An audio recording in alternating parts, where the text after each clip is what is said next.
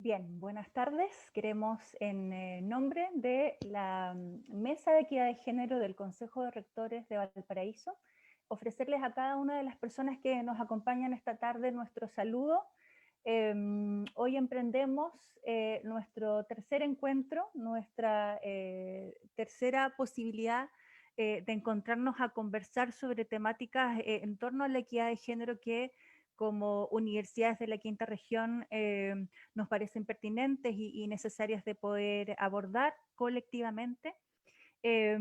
Como ha ocurrido en instancias previas, les queremos explicar, antes de poder presentarles a nuestros impecables invitados del día de hoy, cuál será nuestra dinámica de funcionamiento.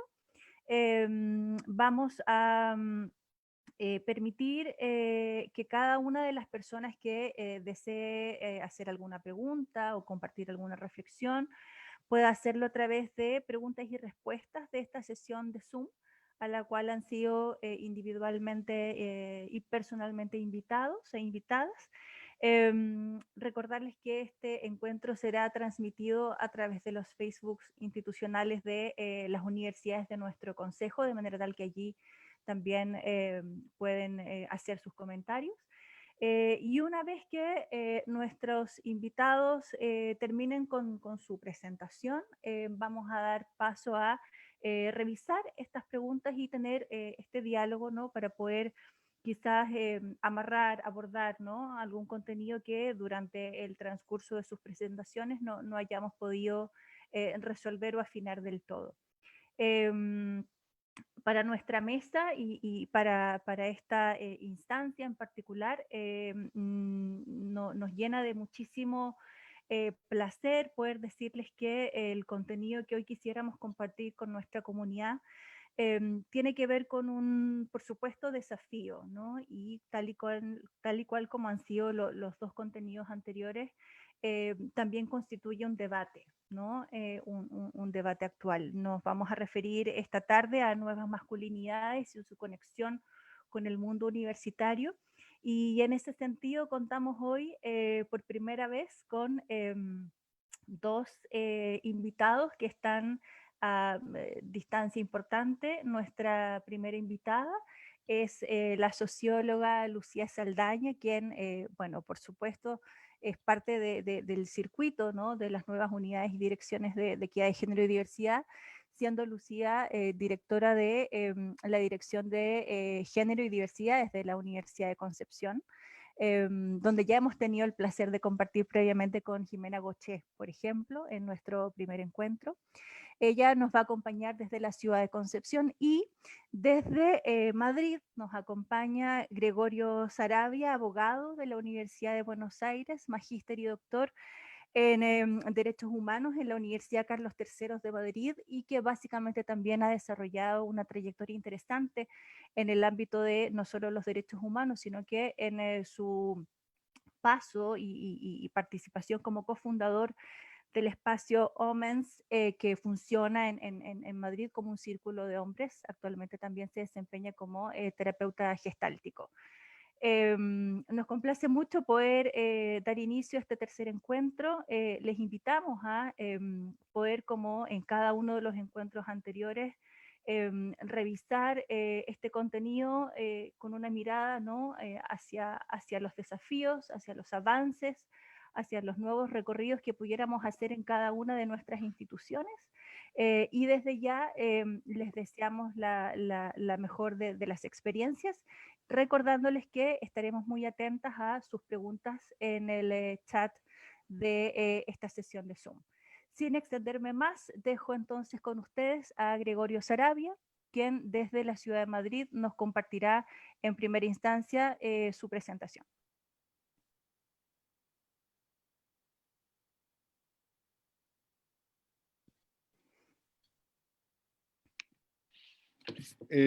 Buenas tardes, buenas noches aquí en España.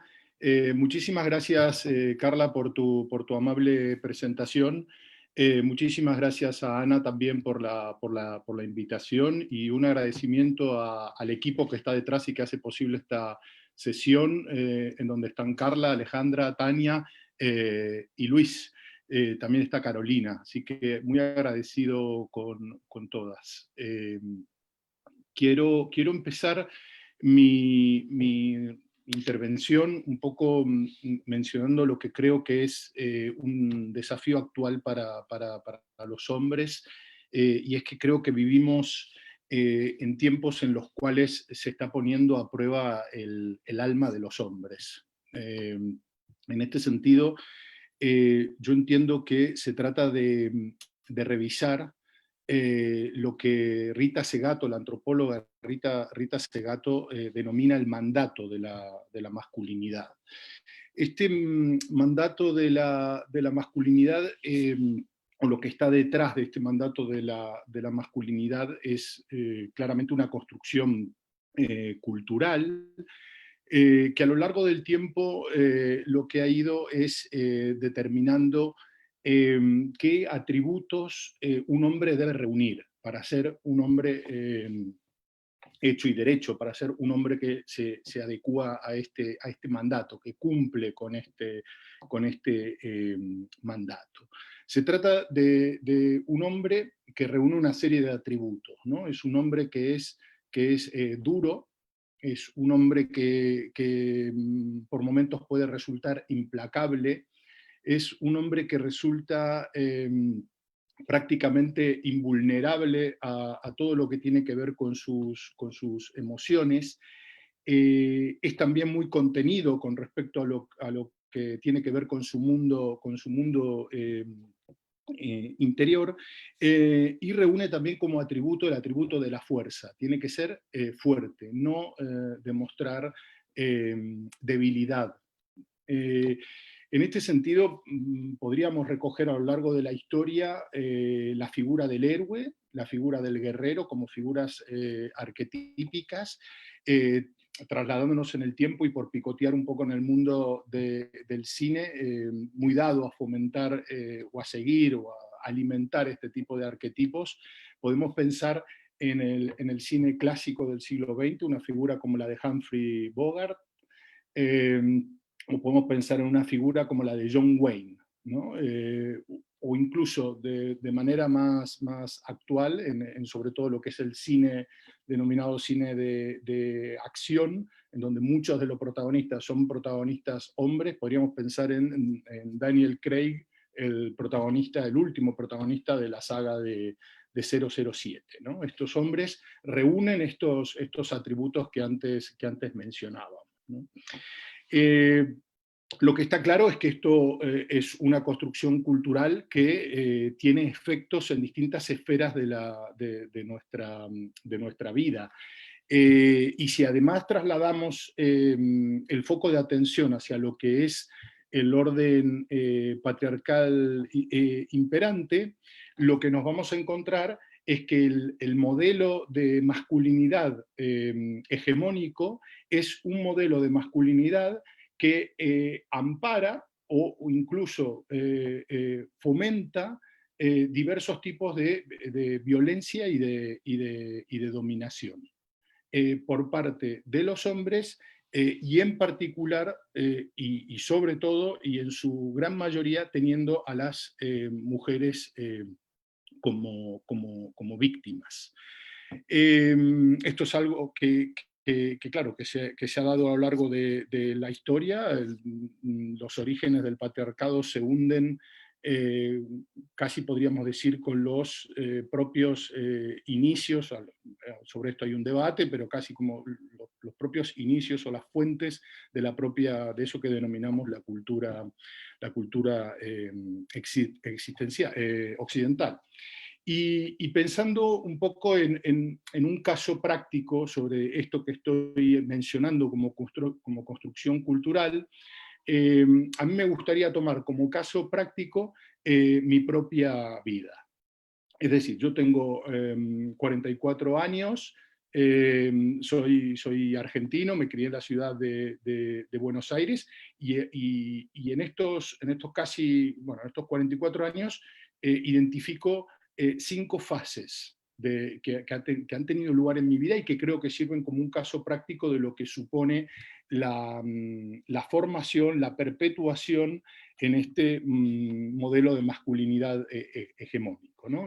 Una primera fase tiene que ver con mi infancia, con mi primera formación, con el primer entorno, que es el entorno familiar, con la primera socialización, y este entorno eh, es a mediados de los años 70, que es cuando yo nací, es un entorno claramente machista, donde la preeminencia de los hombres en la familia con respecto a las mujeres estaba bastante claro. Es decir, había una serie de actividades, esto quizá no se proclamaba a viva voz, pero sí de forma implícita estaba claro que había algunas actividades de la casa de las que yo, por ejemplo, me podía completamente despreocupar, ¿no? Y que eran asuntos que las mujeres de la casa se encargaban, ¿no?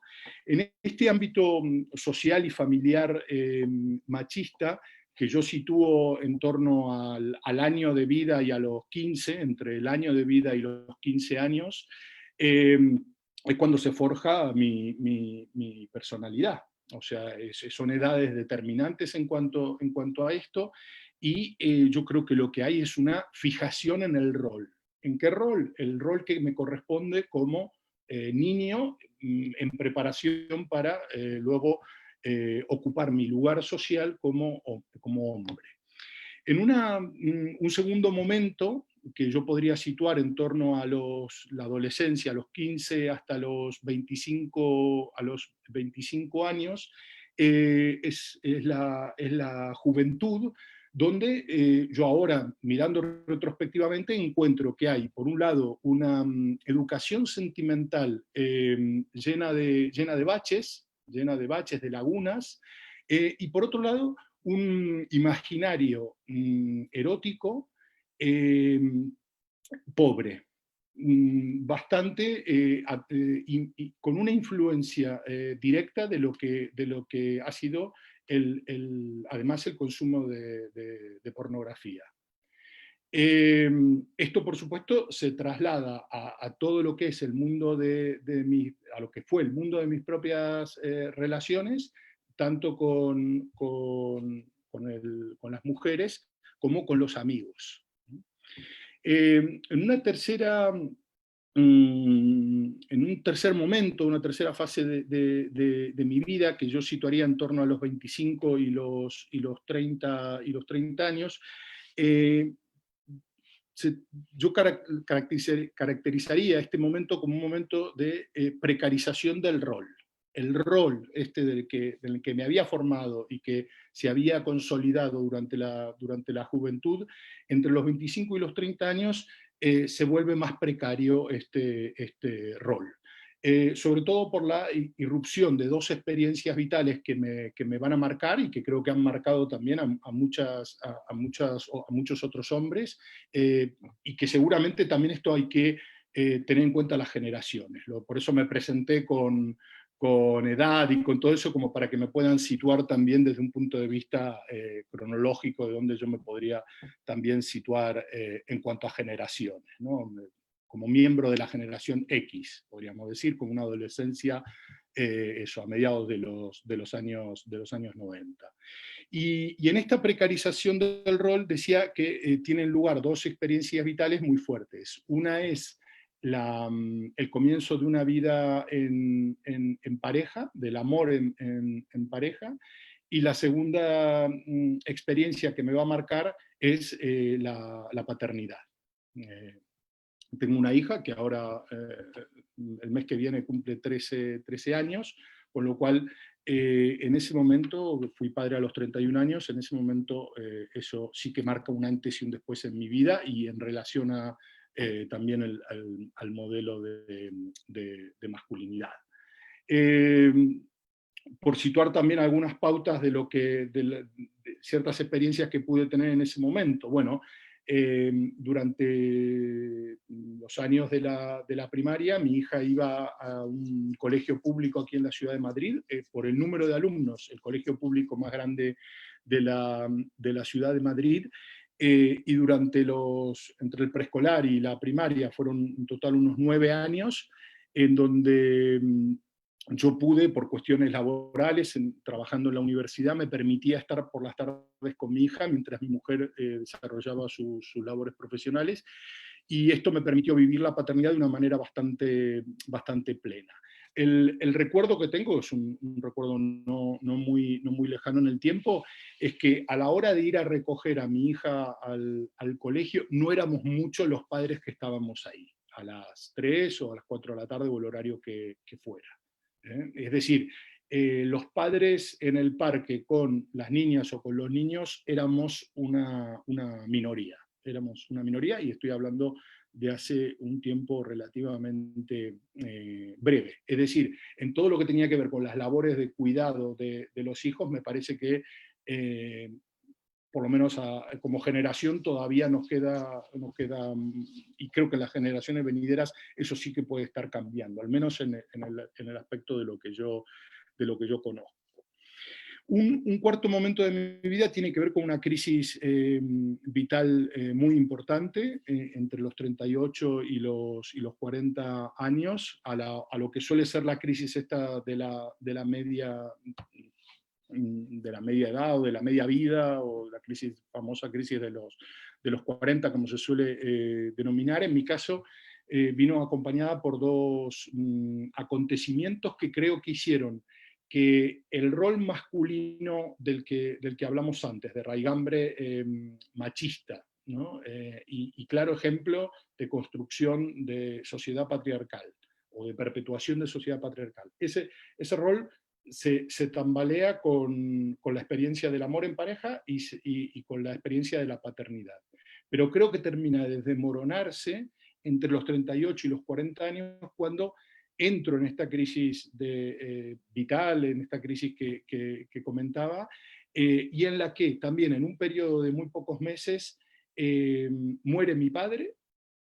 Muere mi padre en Argentina, estando yo viviendo bueno, desde hace ya muchos años, de casi 20 años en Madrid, y me quedo sin trabajo.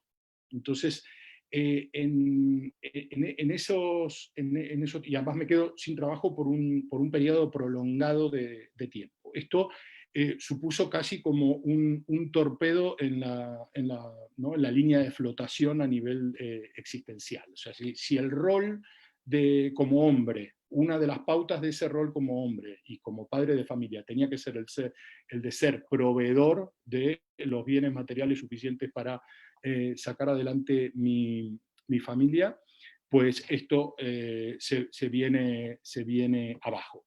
Y la figura central en mi vida, en mi formación, en mi propia manera de ser hombre y en mi propia manera también de ser padre, copiando o alejándome, que fue justamente mi papá, muere, con todo lo que eso también supone en cuanto a legado, en cuanto a memoria y en cuanto también al aprendizaje, ¿no? Hablaría también de un último momento que casi podríamos decir que es el momento actual, pero que ya también lleva algunos años desarrollándose y que tiene que ver con el haber pedido ayuda, el haber ido a buscar ayuda, en mi caso dentro de lo que es el mundo terapéutico de la Gestalt, primero, bueno, o simultáneamente como paciente, pero también formándome para también poder desempeñarme como terapeuta, ¿no? Una formación que no solo me sirvió para operar una transformación desde el punto de vista laboral o profesional, sino sobre todo desde el punto de vista de mi propia vida y del autoconocimiento que también yo estaba necesitando y estaba buscando. Entonces, este último momento, y en el que creo que me encuentro ahora, es un momento de mutación, ¿no? Me parece que es un momento en el que todavía no hay una forma, está en plena transformación, el proceso mediante el cual le voy a dar forma a esto qué significa para mí ser hombre, ¿no? ¿Qué tipo de hombre quiero ser o qué tipo de hombre soy? ¿no? De dónde vengo, qué hago y qué me gustaría también hacer con respecto a mi ser hombre, ¿no? Es un animal humano con pene, bueno, ¿qué significa eso en términos existenciales, en términos vivenciales para mí? Y es también un tiempo de toma de conciencia, ¿no? En esta toma de conciencia, mm, creo que hay una directa relación con esto que podríamos denominar las nuevas masculinidades. ¿Mm? ¿Por qué? Porque mi proceso de toma de conciencia tuvo desde luego una faceta individual, íntima, muy personal, pero sobre todo lo que tuvo es una instancia grupal. Es decir, a mí lo que me ha ayudado lo que me está ayudando todavía a trabajar como hombre es el grupo. Un grupo mixto de formación y luego una creación con un amigo también terapeuta, el proyecto de Omens que comentaba Carla, y que ya llevamos más de 3 años funcionando como casi podríamos decir un grupo de terapia exclusivamente de hombres, en el cual durante estos 3 años, con salidas y con entradas, con variaciones en el número y en las personas que lo conformamos, nos venimos reuniendo 2 veces por mes para justamente trabajar estas cuestiones que tienen que ver con nuestras emociones, con nuestros miedos, con nuestras incertidumbres, con las relaciones en pareja, con las relaciones sexuales, con la paternidad, con los asuntos laborales, con las cuestiones de la orientación o preferencia sexual. Y dentro de ese grupo, que es un grupo variopinto, que va más o menos entre los 35 y los 55 años de edad, las 8 personas que lo conformamos, lo que he podido ver es que más allá de lo que pudo haber sido mi formación y mis rasgos de formación propios en Argentina y con este recorrido que les decía, hay patrones que se repiten. O sea, en el grupo de hombres hemos tenido gente de Italia, de Venezuela, de Cuba, de Argentina. Por supuesto, el grueso lo componen hombres españoles. Y lo cierto es que hay ciertos rasgos de esta construcción cultural que vemos que se repiten y que se reproducen. Y no solo en lo que sería también mi edad, sino también unos años antes y unos años después, también en generaciones que están colindantes con la mía. Y yo creo que esta experiencia del trabajo en grupo, esta experiencia del trabajo con las emociones, tiene una conexión directa con la cuestión de las nuevas masculinidades. Seguro que Lucía nos va a poder ilustrar muchísimo mejor desde el punto de vista conceptual de lo que yo puedo llegar a hacerlo.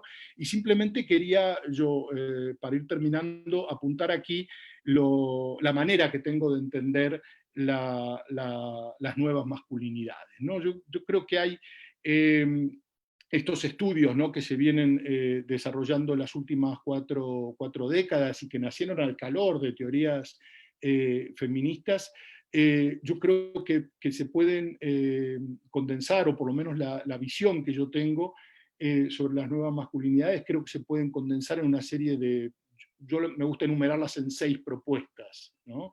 Una primera propuesta tiene que ver con la erradicación de la violencia como medio de expresión. Y cuando hablamos de violencia, tenemos que pensar no solo en la violencia física o verbal, sino también en las múltiples manifestaciones de que la violencia pueda llegar a tener, incluida una que, siendo más sutil, puede ser igualmente dañina, como es la violencia simbólica. Desde un punto de vista político, las nuevas masculinidades lo que muestran es un compromiso serio con la lucha por la igualdad entre hombres y mujeres. No solo una igualdad de tipo formal, sino desde luego, una igualdad real, una igualdad material. En el ámbito privado, desde luego, y esto para mí fue muy transformador, porque ya digo, venía de un hogar machista y había muchísimas cosas que yo en el ámbito doméstico no sabía cómo hacerlas, y fue un gran aprendizaje hacerlas, y fue un gran esfuerzo hacerlo o seguir haciéndolo, y reconocer todo ese esfuerzo que durante muchísimos siglos fue completamente ninguneado por un mundo manejado por hombres, ¿no? Entonces, en ese sentido, asumir la corresponsabilidad por todos los aspectos que tengan que ver con el hogar. Haya o no hijos, pero con todas las cuestiones que tienen que ver con lo que los griegos denominaban el oikos, el ámbito de la casa, doméstico, económico, en el sentido de la economía familiar. En el ámbito íntimo, casi podríamos decir, un trabajo de poder reconocer nuestras emociones, poder reconocer nuestras emociones, salir de los Humphrey Bogart, de los John Wayne, o de los Sylvester Stallone, o de los Arnold Schwarzenegger, y poder nutrirnos de otros modelos de masculinidad. Poder compartir con otros nuestros sentimientos, nuestras incertidumbres, nuestros miedos, cuidar a nuestros seres queridos, tener relaciones sexuales igualitarias. Respecto de la historia, que es un ámbito, una cuestión que, si hay tiempo, luego podríamos debatir, cabe hacer, y así lo han señalado desde muchas posturas, desde muchas tendencias feministas, cabe hacer una revisión del pasado para poder reconocer la herida en la mujer, para poder hacernos cargos también de lo que supone el pasado, de lo que supuso la puesta en marcha y el mantenimiento del patriarcado durante tantos siglos, y por supuesto también poder hacer o poder mirar lo que he aprendido de la mano de los distintos feminismos, y que tiene que ver con cuáles son nuestros privilegios como hombres. Poder observar esos privilegios como primer paso para poder después también poder renunciar a ellos. Respecto de un último ámbito que yo citaría, una última propuesta que yo citaría, tiene que ver con el ámbito social, ¿no? Y con por ejemplo, el trabajo. ¿De qué manera podemos fomentar la perspectiva de género en nuestro trabajo? ¿De qué manera, incluso siendo un poco más ambiciosos, podemos transformarnos los hombres en agentes de cambio social? Desde luego yo creo que es más que necesario, porque creo que ha llegado el momento de como hombres, ponernos a prueba y ver realmente de qué está hecha nuestra alma. Espero no haberme sobrepasado con el tiempo. Yo por mi parte lo dejaría aquí. Muchísimas gracias, Gregorio, por tu interesante reflexión. Efectivamente, la invitación que tú nos haces va en la línea de este espacio, ¿no? De seguir interrogándonos, de seguir preguntándonos sobre estas categorías tan totalizantes a ratos que nos impiden ver, ¿no? la interdependencia social.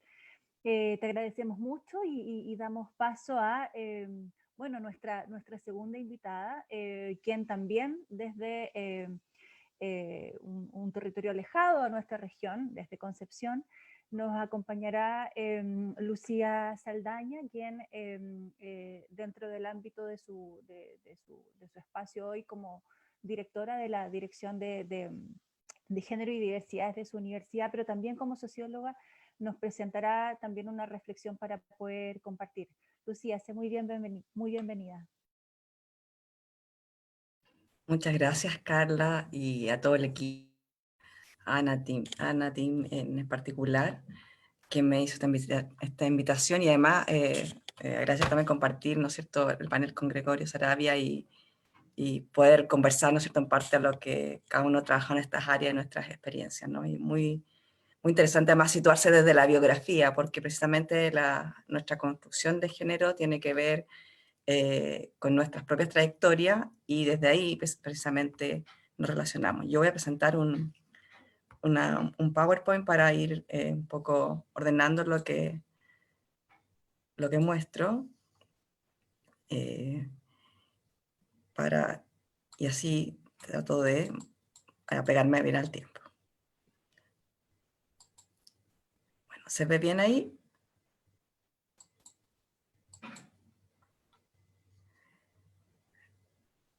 Bueno, también contextualizar que yo me sitúo como una mujer, bueno, socióloga, madre, académica, y en este momento, hace un poco más de 2 años, realizando una labor desafiante en términos de lo que es propiciar relaciones de género igualitarias en los espacios universitarios, en esta dirección de equidad, género y diversidad que se creó en la Universidad de Concepción el año 2008.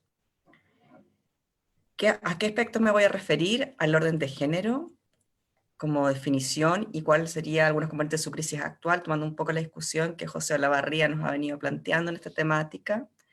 Referirme a las masculinidades y a los distintos tipos de masculinidades, vinculándolas con las feminidades y con otros géneros, ¿no es cierto?, con la diversidad sexual también y otras masculinidades, y precisamente cómo en esta relación es importante situar, ¿no?, porque desde ahí se disputa el poder y se disputa el tipo de relaciones que vamos a construir. Hablar un poco del contexto universitario, con algunos elementos de lo cual ha sido mi conocimiento del contexto universitario, ciertamente no voy a mencionarlos todos, pero a referirme a algunos de manera general, y referirme a los principales desafíos de la cultura universitaria en relación al orden de género, y eso implica los desafíos que podemos abordar precisamente para ir modificando nuestra cultura universitaria, cuáles serían estas estrategias, ¿no? No es un recetario, sino que es como una hoja de ruta de lo que nosotros estamos haciendo en nuestra política institucional, y que también se retroalimenta el trabajo, que es muy importante reconocer acá, el trabajo del Consejo de Rectores y Rectoras, ¿no es cierto?, con la Comisión de Igualdad de Género, que hemos venido trabajando de manera bien ardua los últimos 2 años. Entonces esto tributa de mi rol de directora, del trabajo de la comisión, y de ciertamente mi propia experiencia como investigadora en las masculinidades.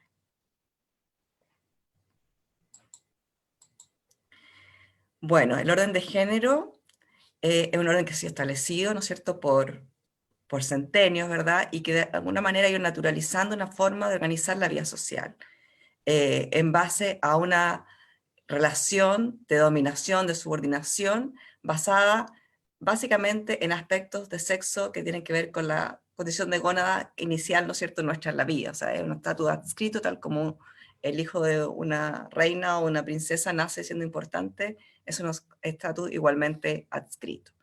Y este estatus consiste precisamente en conceptualizar a lo masculino como superior, como un ser que tiene privilegios, ¿no es cierto?, que tiene derecho a tener mayor poder y ejercer este poder. Poder no necesariamente es autoridad, ¿no es cierto?, y ciertamente lo vemos en las prácticas de la violencia, con una mayor jerarquía, con prestigio, con reconocimiento, y por lo tanto, no solo con un afán de dominación, sino que con una posibilidad concreta de llevar a la práctica esta dominación. Y por tanto, cuando nosotros discutimos medidas como paridad de género u otra, lo que estamos haciendo es poniendo en cuestión esta estructura social que ha ido situando al hombre en una posición de superioridad y de poder. Las mujeres somos vistas como inferiores, como que nuestro rol es estar subordinadas, desvalorizadas tanto en nuestro trabajo, en la vida productiva, reproductiva, como también nuestras capacidades intelectuales en términos de ver precisamente que hay una contraposición, ¿verdad? Entonces también esta ha sido, por decirlo de alguna manera, una de las principales estrategias, las más exitosas del patriarcado o de la dominación masculina para lograr perpetuar el orden de los géneros y diferenciar contraponiendo a los varones con las mujeres, colocando a las mujeres como débiles, como dependientes, como sumisas, como inferiores, y a los hombres como superiores.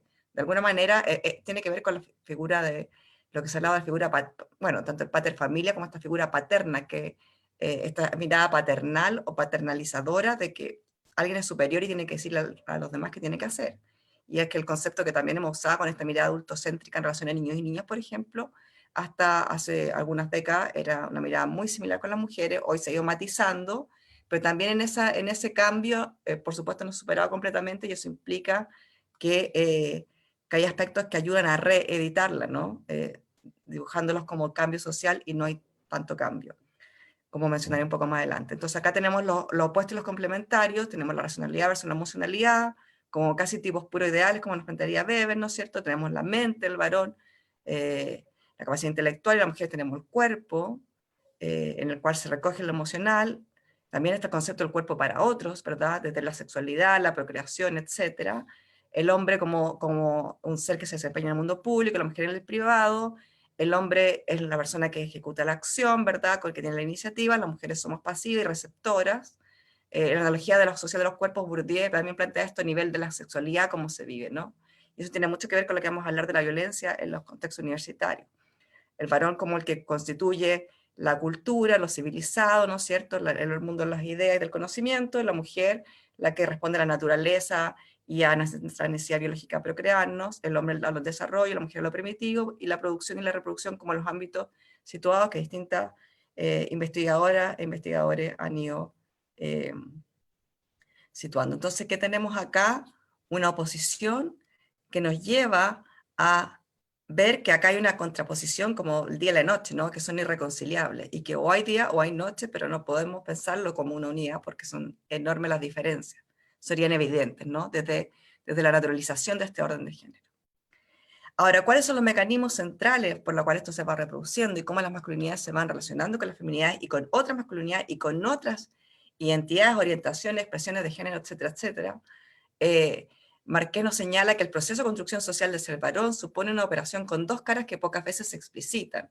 Por una parte, se reducen las diferencias personales potenciales entre los individuos varones, tratando de uniformar los entornos a un modelo sujeto masculino, un poco lo que nos planteaba Gregorio en su historia de vida, ¿verdad? Esta trayectoria del ser varón con estos mandatos y de lo que se va esperando en cada una de sus etapas, y cómo los grupos de pares o la figura paterna, ¿no es cierto?, en su familia de origen, van permeando su forma de ser varón, porque es la expectativa social la que va mandando ahí, ¿verdad?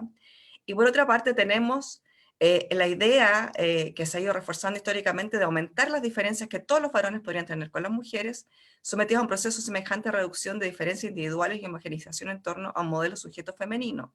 O sea, los varones tenemos una expectativa clara de proveedor, de padre, familia, etcétera. Las mujeres, de mujeres que somos eficientes, ¿no es cierto?, en el mundo doméstico, y que somos mujeres que la maternidad es quizá el componente central de nuestra propia biografía.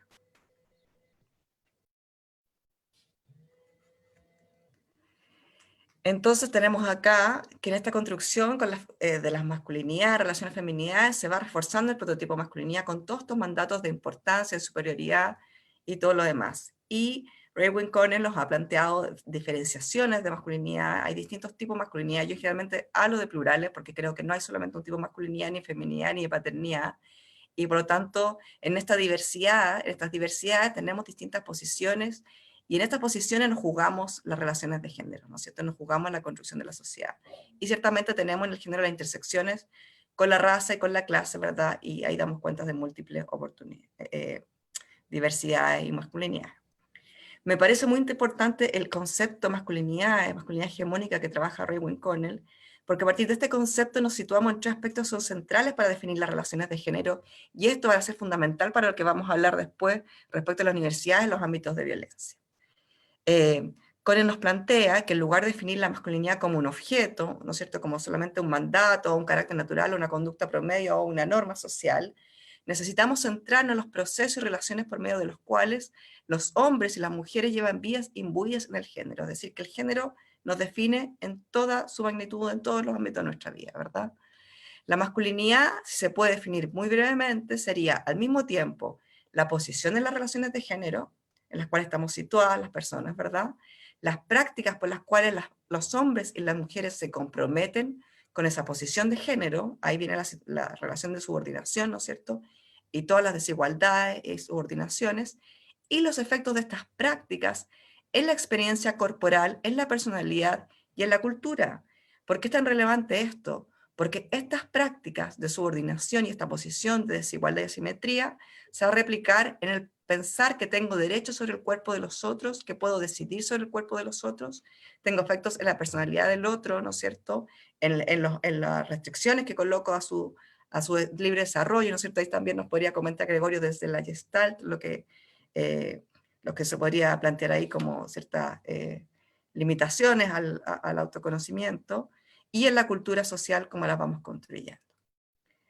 Entonces, en este ámbito, tenemos que plantearnos en esta configuración de masculinidad, ¿no es cierto?, que masculinidad subordinada, masculinidades que tienen mucho más que ver con quienes vienen de otras razas, con hombres homosexuales, etcétera, masculinidades marginadas también.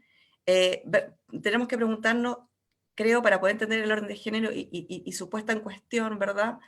¿Cómo se va llegando a este orden de género y cómo se sigue perpetuando? ¿Cómo se sigue reeditando? Porque vemos a varones que no son tan hegemónicos como antes, hombre blanco, profesional exitoso, que no hace nada en la casa, ahora sí, acarrea un coche, cambia unos pañales, ¿no es cierto? Pero reedita la figura de masculinidad hegemónica, haciendo posible que se perpetúe, ¿no es cierto? Entonces, eso es muy complejo.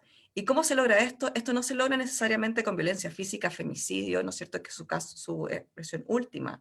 Se logra con múltiples etapas de la perpetración de la violencia y de la generación de mecanismos de reproducción del orden de género, del orden de dominación, que de alguna manera pasan desapercibidos para todos nosotros y nosotras. Entonces, ahí es donde precisamente venimos a cuestionar el orden de género y bueno, y ahí es donde entramos las universidades con un rol fundamental en cómo podemos resolver esta complejidad, ¿no es cierto?, que se genera a partir de este orden tan imbuido, ¿no es cierto?, en nuestras vidas. Tenemos por un lado, nos plantea Bourdieu, la violencia física, también tenemos la violencia simbólica, que es la más extendida, y las instituciones sociales, todas con un rol fundamental. ¿Cómo van a operar estas? Tenemos distintas instituciones que son fundamentales. La familia, con su socialización primaria, ¿no es cierto?, con los estereotipos de género reforzados desde el color rosa de la habitación, antes que la guaguita nazca, el bebé, decimos la guagua decimos en Chile, el bebé, ¿no es cierto?, para nuestro colega argentino. Por otro lado, tenemos a las instituciones de educación, los colegios con expectativas diferenciadas de desempeño de niños y niñas, por ejemplo, con actividades físicas separadas por género, con actividades manuales separadas por género, lo que todavía encontramos incluso en algunos jardines infantiles o guarderías. Tenemos que preguntarnos el rol que nos compete en las universidades, en esto mismo figura de instituciones de educación, ¿verdad?, en este desafío de despatriarcalizar la sociedad. Tenemos el Estado con todas las regulaciones de las relaciones de género a partir de las normativas, el derecho de familia, la política pública, ¿verdad? Y todo otro ámbito de trabajo que yo también sé que mi colega experto y que quizás pueda referirse más tarde. Y la Iglesia como una institución que también regula las relaciones de género y que en general la Iglesia, y creo que no hay excepción hasta mi conocimiento, que no soy experta, también tenía que recurrir a mi colega, que no tenga una relación de subordinación, ¿verdad? Entonces, todas estas instituciones han ido contribuyendo de alguna manera, y por eso que el Estado le importa tanto lo que haga la familia, y no es extraño que en Chile tengamos un ministerio que hoy en día también es de la familia, y no de las familias, con la diversidad de configuraciones familiares, porque estamos reproduciendo un estereotipo de familia para que no se ponga en cuestión el orden de género. Entonces, ¿en qué ámbito vemos todo esto expresarse? En el campo del saber, en la posición de las mujeres, en la producción del conocimiento, ¿no es cierto?, en el acceso a desarrollar carreras en áreas de científicas, por ejemplo, en el lenguaje y en el discurso, en la posición de subordinación, ¿no es cierto?, el mansplaining, tenemos todo el tema del lenguaje sexista, las bromas, ¿verdad?, subordinadoras en el espacio doméstico, el hombre que se sienta a esperar que le sirvan su plato de comida, o que simplemente nunca en la vida limpia un baño, porque los hombres no ensucian los baños, y eso ha sido asignado, pareciera que para siempre, como una labor femenina. Lo digo ciertamente como broma, vemos algunas rupturas en la investigación, en el espacio público, como distribución del poder, prestigio y reconocimiento, y en los medios de comunicación, en la representación e imagen de las mujeres, y en prácticamente todos los memes que hacen alusión a las mujeres son subordinadores, y son memes que reflejan violencia simbólica sistemática, que se perpetúa. ¿Y cuál es el problema precisamente de cómo funcionan estas instituciones y de cómo se llevan a cabo estas prácticas de violencia, sobre todo la violencia simbólica, que es más invisibilizada, que ni siquiera es necesario hacer un esfuerzo deliberado, ¿no es cierto?, como un país en guerra, de poner un arma al frente de nuestro enemigo para decirle ríndete y entrégame tus bienes, ¿verdad? Porque esto se funciona de una manera subterránea, de una manera invisibilizada, de una manera naturalizada. Acá no se requiere ni siquiera una justificación racional de decir por qué los hombres tienen más autoridad, o tendrían más autoridad, o pueden ejercer mayor poder, o tienen la última palabra, sino que aquí hay una visión androcéntrica que se impone como neutra, que no siente la necesidad de enunciarse en otros para que sea reconocida, y en la violencia simbólica, en todos los actos de perpetuación de la violencia simbólica, es precisamente donde se invisibiliza este orden de dominación, porque las personas dominadas, las personas que se someten a este orden de dominación, que son la gran mayoría de la sociedad, incluido una gran mayoría de los varones subordinados, masculinidad emergente que desafía la masculinidad hegemónica, y también varones marginados, además de toda la diversidad sexual y la gran mayoría de las mujeres, es que las personas dominadas aplicamos a quienes nos dominan unos esquemas que son el producto de la dominación. Es decir, nos situamos las relaciones de género desde una posición de dominación, y nuestro pensamiento y nuestras percepciones estarían estructurados de acuerdo con las propias estructuras de la relación de dominación que se ha impuesto, es decir, son actos de conocimiento, inevitablemente como actos de reconocimiento de sumisión.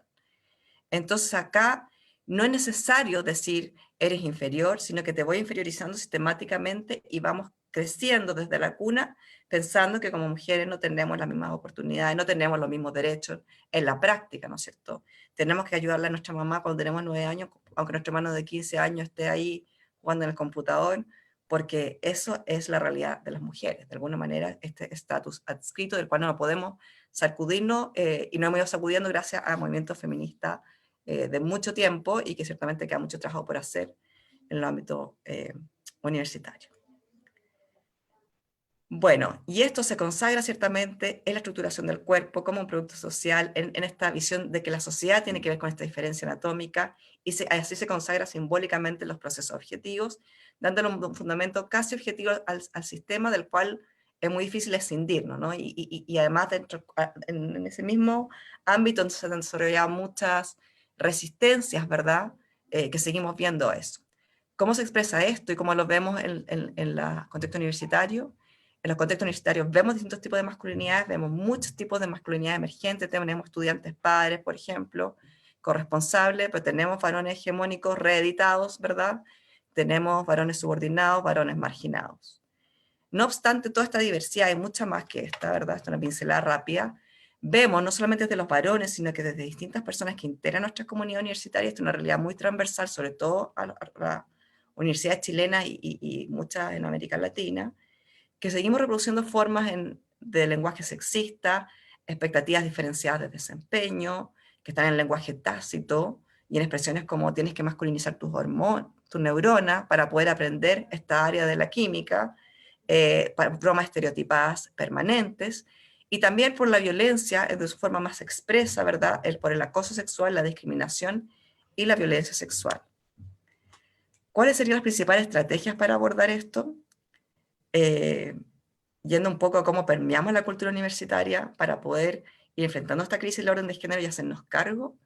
Primero tenemos que ir haciendo diagnósticos, y en eso hemos estado como Comisión de Igualdad de Género del Consejo Rector y Rectora, ¿no es cierto? Hemos hecho diagnósticos y ahora estamos en etapa algunos de actualizar los diagnósticos, que nos permiten conocer los aspectos de la cultura universitaria. Acá es precisamente dar cuenta de una cultura de género que va naturalizando la desigualdad y la inequidad de género, y tenemos que saber en qué esto. Aquí cito al Pepe Lavarría, que nos ha planteado esto con mucha claridad. También tenemos una cultura institucional que tiende a reproducir las desigualdades y las inequidades de género, con frecuencia posicionando desempeños diferenciados u obstaculizando el desarrollo académico femenino. El tejado de cristal evidente, la dificultad de promoción, de acceso a cargos, ¿no es cierto? Y además la expectativa diferenciada, le doy cargo a la coordinación de alguna cosa específica a una mujer porque es una cosa administrativa, pero quien toma decisiones, ¿no es cierto?, y quien tiene la conducción general es un varón, porque asumimos un rol, una vida doméstica también al interior de la vida universitaria. Y ciertamente todo este desempeño, como esto está dentro de la cultura y hay mucha violencia simbólica involucrada, se invisibilizan las barreras que limitan la igualdad universitaria. Otro ámbito de trabajo muy importante que hemos realizado en la universidad y que es fundamental es la regulación de las relaciones de género en el espacio universitario. Acá tenemos todo lo que son las estrategias y programas de prevención y erradicación de la violencia de género, el acoso sexual y la discriminación, mediante campañas de prevención y sensibilización, por ejemplo, la creación de normativas como protocolos de actuación que regulen estas relaciones de género y que sancionen ciertas conductas que acojan a personas denunciantes, etcétera, el reconocimiento de las diversidades sexuales mediante distintos protocolos universitarios y también por estrategias de visibilización que permitan superar toda forma de violencia y de discriminación, la difusión, la sensibilización y la promoción de buenas prácticas en el espacio educativo, es decir, proponer cuál va a ser el lenguaje inclusivo, cómo vamos generando, ¿no es cierto?, ciertas prácticas que no sean discriminatorias y cómo vamos visibilizando las prácticas de violencia simbólica permanentes, cotidianas, buscando permear la cultura universitaria. Está además decir que este proceso tiene que ser participativo para poder convocar a más actores, ¿no es cierto?, porque si no, no podemos llevarlo a cabo. Y formación y capacitación en espacios académicos y laborales, precisamente estas buenas prácticas. No sé si tengo tiempo, quería presentar un video muy corto, pero no sé si me da el tiempo, hay que me cuente Carla. Pero en la Universidad de Concepción, las cosas que hemos hecho para permear la cultura han sido campañas de promoción de buenas prácticas y campañas de prevención de la violencia y de erradicación de la violencia sexual, convocando a la comunidad a sumarse. A modo de ejemplo, también hemos trabajado en la formación y capacitación en el espacio académico y laboral de la Universidad de Concepción, tanto desde el equipo directivo de rectoría, como jefaturas de carrera, guardias de seguridad, secretarias, y además formación de estudiantes. Y por tanto, hay muchas medidas y acciones que podemos tomar, que es una política, que tiene que ver con una política institucional que permite una educación no sexista, y una política de igualdad de género y de promoción, precisamente, y superación de las brechas de equidad social, así como estrategias de sensibilización en la comunidad y prevención de la violencia. En esto es la necesidad de cuidarnos todas las personas, y como se plantea acá, en este video, que les voy a mostrar solamente de manera muy breve, porque... Lucía, por favor, ¿cuentas con tiempo? Ah, perfecto. Entonces lo muestro y me quedo en Sí, silencio. muchas gracias. Gracias.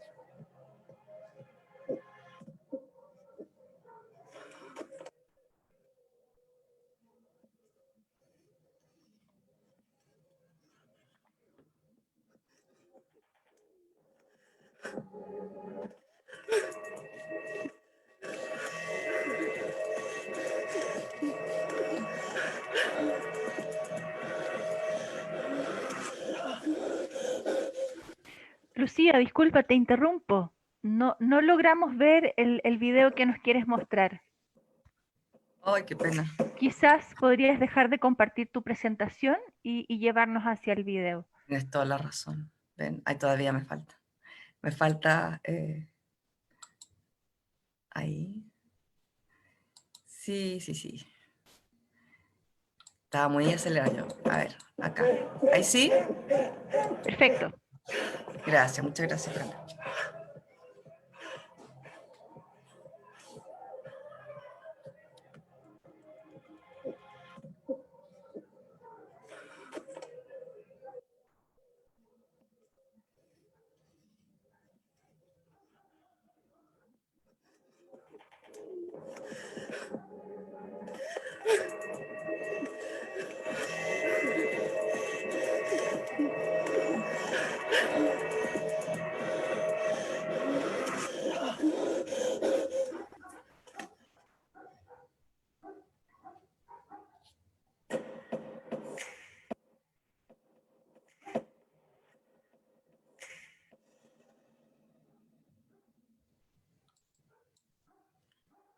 Muchas gracias.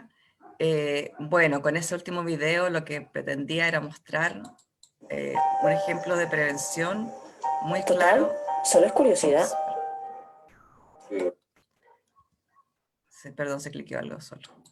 Un ejemplo de prevención de la violencia muy claro con todo lo que se involucra, la falta de consentimiento, el abuso precisamente de poder de los varones, en una práctica que es muy común en las universidades, ¿no es cierto?, de colocar droga en el alcohol, y precisamente cómo estas prácticas de subordinación de los cuerpos nos van ayudando a reproducir este orden de dominación subordinador.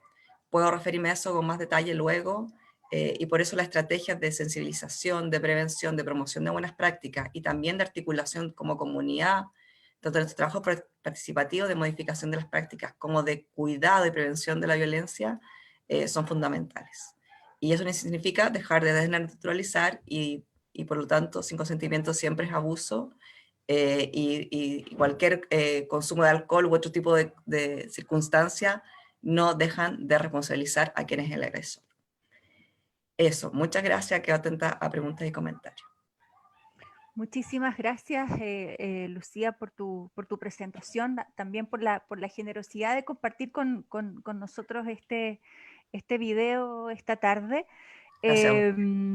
La verdad es que antes de dar paso a la revisión de las preguntas que han estado llegando, reiterarles a ambos el esfuerzo y la generosidad de compartir su tiempo con nosotros esta tarde en torno a este desafío, tal y cual como ambos lo han planteado desde sus distintas presentaciones, ¿no? Cómo de alguna manera repensar, ¿no? Esta pregunta que desde la modernidad nos viene haciendo tanto ruido, que es el cómo queremos vivir, qué estamos dispuestos, ¿no? A poder hacer socialmente para este vivir en sociedad.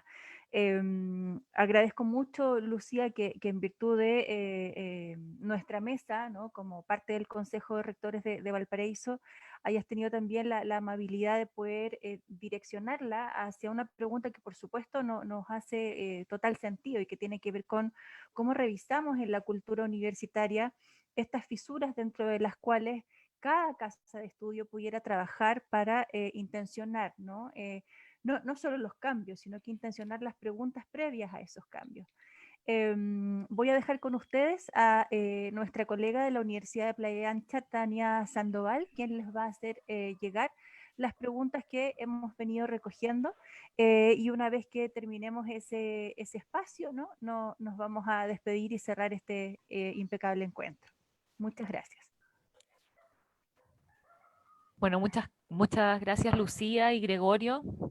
Recalcar también lo que decía Carla, ¿cierto? Que son instancias que se enmarcan en lo que estamos realizando ya hace algunos conversatorios, así que ambas visiones nos dejan un panorama mucho más claro de lo que estamos viviendo en estas transformaciones culturales, sociales. Frente a eso, hay algunas preguntas que van dirigidas hacia ustedes y en primer lugar a Gregorio. Una de las preguntas, y aquí creo que podemos ir conversándolo a ver si les es más fácil de a una pregunta y así, pero les voy a dejar planteado a cada uno una pregunta. A Gregorio, ¿qué estrategia sugiere para sensibilizar y poner en cuestionamiento los estereotipos de masculinidad en los estudiantes universitarios? Por otra parte, algo breve que también podría decirlo inmediato es si podrías compartir la experiencia Omens en tanto grupo de hombres en contexto iberoamericano. Por otra parte, para Lucía, una de las preguntas es, ¿el poder de homogeneización de las masculinidades y feminidades podría estar relacionado con el grado de complejidad desarrollado por una sociedad? Les dejo ahí las preguntas para quien quiera responder en primero o en segundo lugar y vamos viendo cómo se va desarrollando para ver cuántas preguntas alcanzamos a responder en este conversatorio. Así que les doy la palabra a Gregorio o a Lucía. Lucía, como quieras. Quizás podemos intercalando para que no sea tan plano, para dialogar un poco, ¿te parece? Me parece muy bien. Pues, bueno, estrategias para sensibilizar dentro del ámbito particular de la universidad.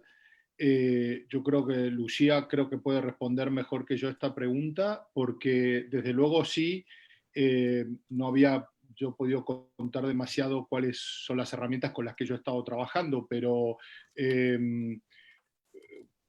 voy a juntar las dos preguntas pero siendo muy breve, ¿no? Es decir, en definitiva, en el trabajo en el que yo confío es en un trabajo de autoconocimiento, de toma de conciencia.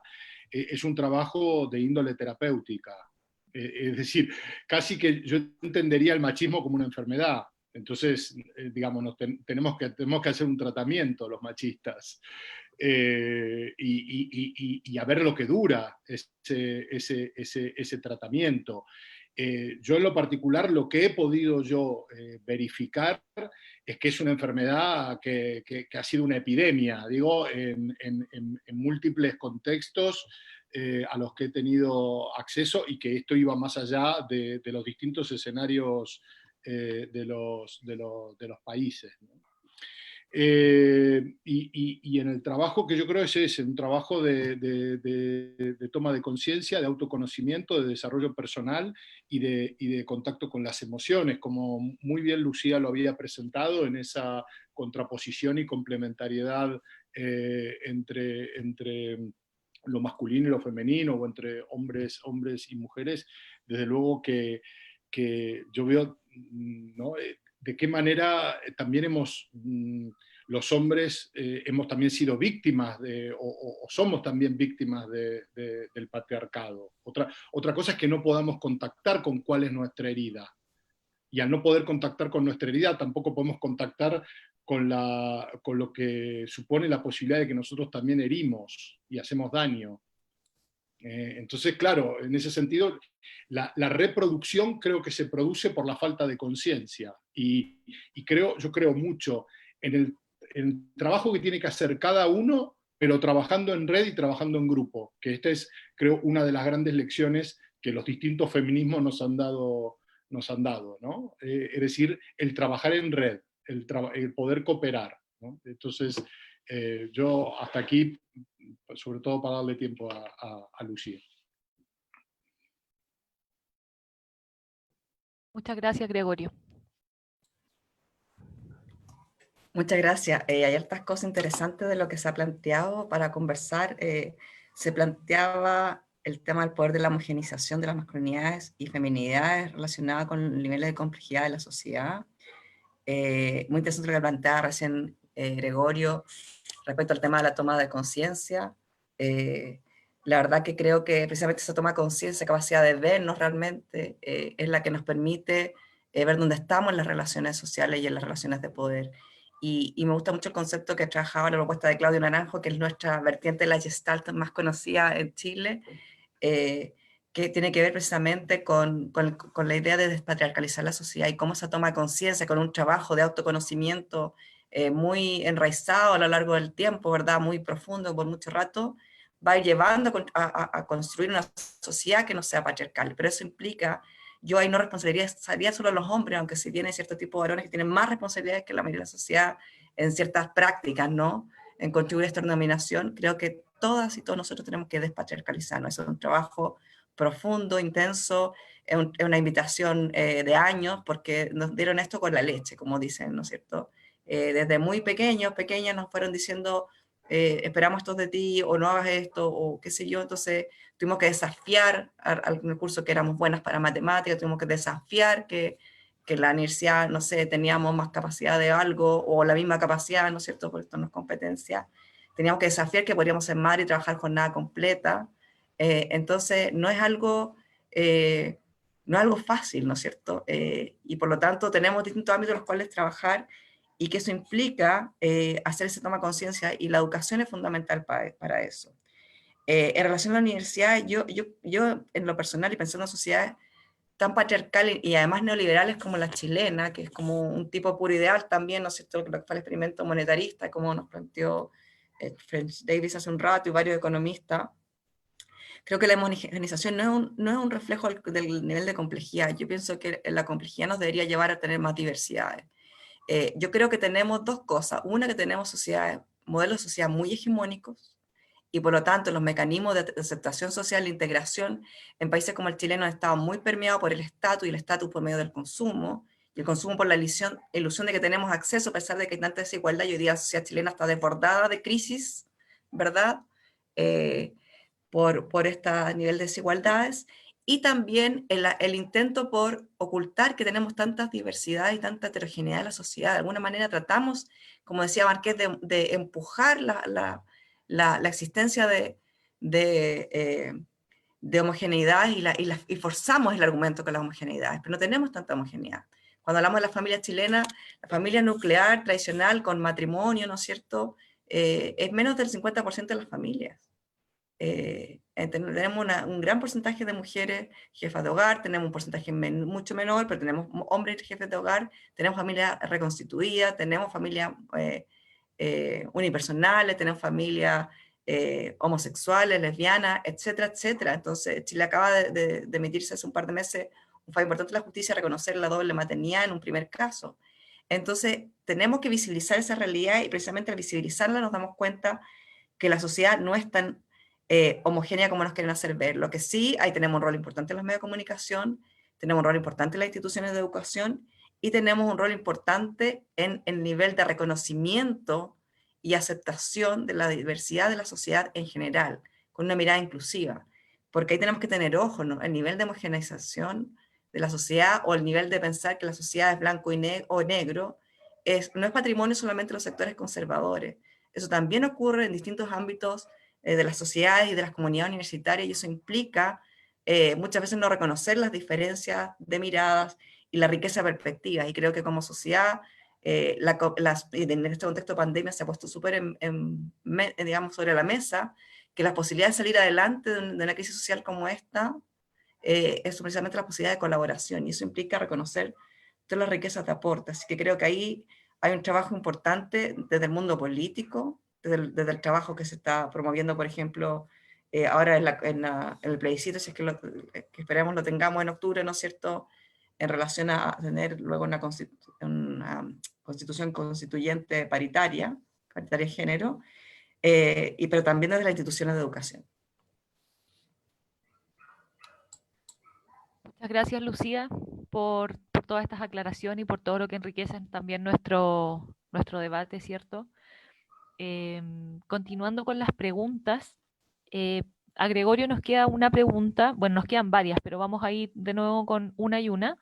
Una de ellas es, ¿cómo comprende la resistencia que genera interrogar esta categoría de las masculinidades en algunos espacios del tejido social? Y para Lucía, ¿cómo se podría tratar desde el alumnado o desde alguna entidad el problema que generan los estereotipos o comentarios violentos dentro de este tema de algunos docentes universitarios que caen en las tendencias avaladas por sus cargos o posiciones de superioridad? Entonces, nuevamente les dejo ahí la pregunta. Creo que puede ser que vaya Gregorio ahora, considerando que recién terminó Lucía. Y ahí nos quedan algunas otras preguntas y vamos viendo, considerando los tiempos también, para que no nos desgastemos y que quienes están escuchando también no se aburran de escucharnos. Perdona, Tania, que me quedé un poquito. ¿Cómo comprende la resistencia? Me quedé un poquito ahí. Sí. Va, te la cuento de nuevo. Sí, por favor. ¿Cómo comprende la resistencia que genera interrogar esta categoría de las masculinidades en algunos espacios del tejido social? Lo que yo entiendo es, de lo que dice la pregunta, es cómo comprende la resistencia de la categoría de masculinidades en algunos espacios del tejido social. Es decir, ¿cuáles son los focos, o cuáles creo que son los focos de resistencia ante el modelo de masculinidad hegemónico, o algo así puede ser, o no es eso? O yo no estoy entendiendo bien la pregunta. No, yo creo que está dirigida hacia, y a lo mejor acá Carla me puede apoyar, pero me parece que es cómo comprende la resistencia que genera la interrogación de la categoría de las nuevas masculinidades en algunos espacios del tejido social. Sí, me sumo, Gregorio, sí, brevemente. De pronto tiene que ver con cómo tú nos puedes comentar este fenómeno que genera interrogar esta categoría. Porque cuando hablamos de nuevas masculinidades o nos referimos a las masculinidades, encontramos, ¿no?, ciertos contenidos odiosos, resistentes y a ratos... Vale, sí, claro. Bueno, a mí me gusta como apoyarme con lo que he tenido contacto más directo, ¿no? Contacto más directo, y que tiene que ver con lo que suponen esas en mi caso, ¿no?, esas fases, pero que ya creo haberlo dicho, ¿no?, que creo que se repiten también en muchas otras vidas, ¿no? O sea, en esto que supone, ¿no?, el paso del niño al hombre, o cómo uno se convierte en hombre. Solemos trabajar en cuestiones de psicología con la idea de que en los primeros 7 años se forma la personalidad, ¿no? Y entonces podemos distinguir un sustrato de tipo biológico, y luego, por supuesto, todo lo que tiene que ver con la manera en que nos relacionamos con el medio. En primer lugar, con mamá, papá, o con la función de quienes cumplan esa relación, ese papel, perdón, y luego con las otras instancias de socialización, ¿no? Y de qué manera nos relacionamos con el medio, con nosotros mismos, con los demás. Y en este sentido, lo que existen son algo que ya había sido estudiado por el psicoanálisis, y que luego la terapia gestáltica también le ha prestado atención, y que son los mecanismos, podríamos decir, de defensa, que lo que intentan es mantener un carácter rígido, una misma manera de actuar siempre, aunque las circunstancias vayan cambiando, ¿no? Por eso decía yo, ¿no? Yo en el tipo de trabajo que creo, y que agradezco además que Lucía haya mencionado a la figura de Claudio Naranjo, al que el año pasado tuvimos que despedir, y que yo diría que es la figura central de la nueva Gestalt, ¿no? De la nueva Gestalt. Es figura central que además de muchísimos años de estar trabajando con grupos de terapia, la última etapa de su vida y de su magisterio fue directamente enfocado hacia todo lo que tenía que ver con la transformación de la educación, ¿no? Como bien Lucía lo mencionaba, ahí hay un factor que creo que es clave. Ahora, lo que pasa vamos a decir así, hacia el interior del individuo, que entra en un proceso de contacto consigo mismo y en la búsqueda de su esencia, digamos, para no quedarse aferrado al carácter, es que lo primero que saltan son todos los mecanismos de defensa, como obstáculos para llevar a realizar ese trabajo. Lo que hoy en día, coloquialmente o de manera un poco más extendida, se habla de se ha extendido mucho el uso de esto, a mí no es que me guste del todo, esta idea de salir de la zona de confort o quedarse siempre en la zona de confort, ¿no? Es decir, el trabajo de conocimiento de uno mismo en general no supone buenas noticias. Y entonces, como muchas veces lo que queremos evitar son las malas noticias, existen múltiples mecanismos de resistencia ante lo que puede suponer enterarse de que uno quizá esté alejado de la imagen que uno mismo se ha creado, ¿no? Entonces, cuando se atraviesan esas instancias en las cuales uno ya no se puede seguir engañando a algún otro y eso, pero ya no se puede engañar más a uno mismo, es cuando empieza este proceso de darse cuenta, que es la expresión que utilizamos mucho en la Gestalt. Pero ya digo, no voy a enumerar aquí los mecanismos de defensa, o podríamos incluso decir de resistencia, porque esto sería demasiado prolijo y largo, pero sí que son múltiples, y que muchos de ellos podría sintetizarlo también con esta idea, ¿no? De mejor quedarse donde uno está, quedarse con lo conocido, antes que adentrarse en un jardín en el que vaya uno a saber qué es lo que se encuentra, ¿no? Es un trabajo de travesía por el desierto, podríamos decir, ¿no? Y bueno, y el desierto, allí en Chile lo conocéis bien, que en el norte tenéis un desierto, ¿no? absolutamente maravilloso y único, no es cómodo, no es cómodo, no es confortable, no es agradable. Entonces, bueno, hasta ahí llego. Muy interesante lo que plantea, y precisamente como el carácter y la resistencia de los caracteres vamos viendo también el patriarcado operando, ¿no? Bueno, acá me preguntaban sobre el alumnado y los estereotipos, a los mecanismos de defensa, las resistencias. Creo que el patriarcado también se defiende con uñas y dientes, y las prácticas son una de las maneras en las cuales se defiende el patriarcado con uñas y dientes, ¿no es cierto? El lenguaje sexista, el trato discriminatorio, ¿no es cierto?, a estudiantes o entre estudiantes también, ¿no es cierto? No estamos hablando acá, las comunidades universitarias son muy diversas, y tiende a hacer la analogía que es algo, sí, hay la figura de autoridad entre los docentes y los estudiantes, pero las relaciones de subordinación y las relaciones de género exceden con crece este ámbito. Y por lo tanto, en relación a combatir los estereotipos, creo que ahí hay un trabajo importante en las políticas institucionales realizadas por las direcciones de género o departamentos que se están formando en algunas universidades todavía, la mayoría ya los tiene formados en las universidades del CRUCH, y también con las direcciones de docencia, vicerrectoría de docencia. También un trabajo de cerca que se puede realizar con las direcciones o vicerrectorías de investigación.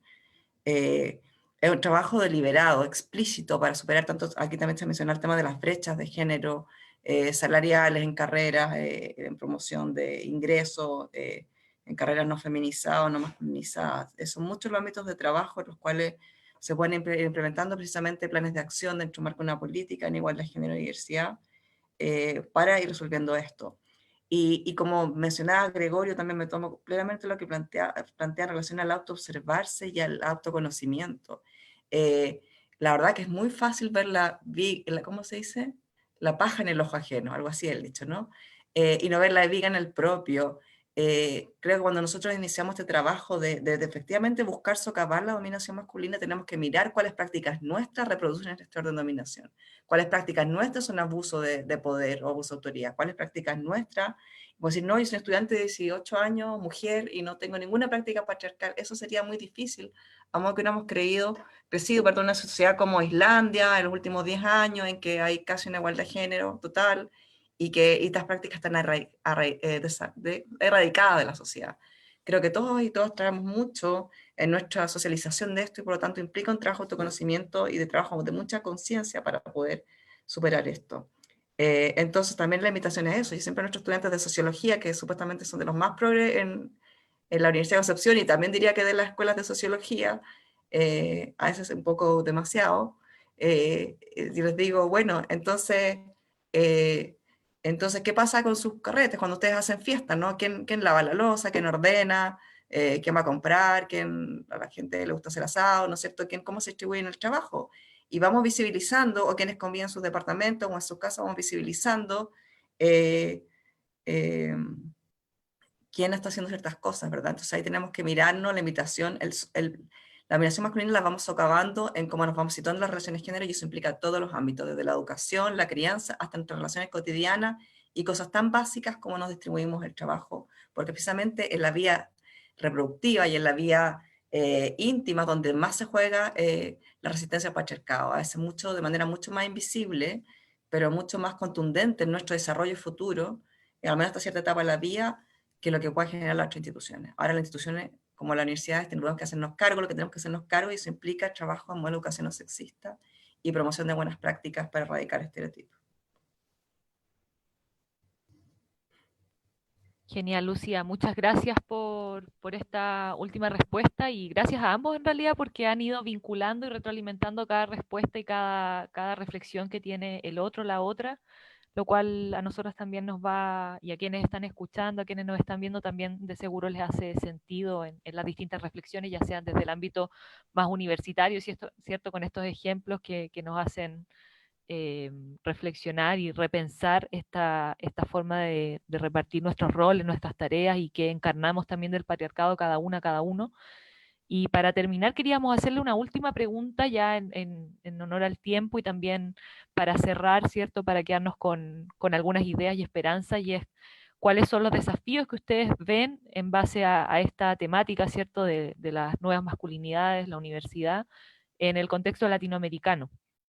Y aquí también les invitamos a contestarnos esta pregunta y a ir cerrando las ideas, para poder también invitar a quienes nos están viendo y escuchando a que puedan buscar, ¿cierto?, las publicaciones de ustedes, buscar lo que han escrito. Ambos se han dedicado a tener bastante actividad, no solo en términos académicos, sino también, por ejemplo, en el caso de Gregorio, desde una visión terapéutica, ¿cierto?, incorporando la corriente gestáltica. Entonces también dejarnos sus recomendaciones de dónde podemos acceder a leerles, a compartir y a seguir interesándonos en estas temáticas. Dejo la palabra a Gregorio y a Lucía.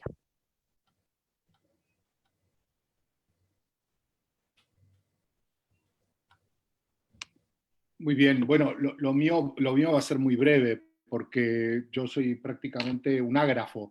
Es decir, todo esto lo he ido viviendo, lo he ido trabajando, pero desde luego no he podido trabajar desde un punto de vista teórico, desde un punto de vista serio, desde el punto de vista académico, estas cuestiones. Lo que pasa que, bueno, como vengo del ámbito universitario, sí que hay ciertas músicas que me pueden sonar cercanas, pero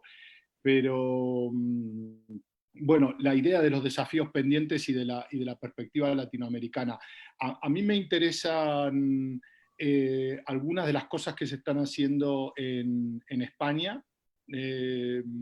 También es verdad que es el ámbito en el que me estoy moviendo.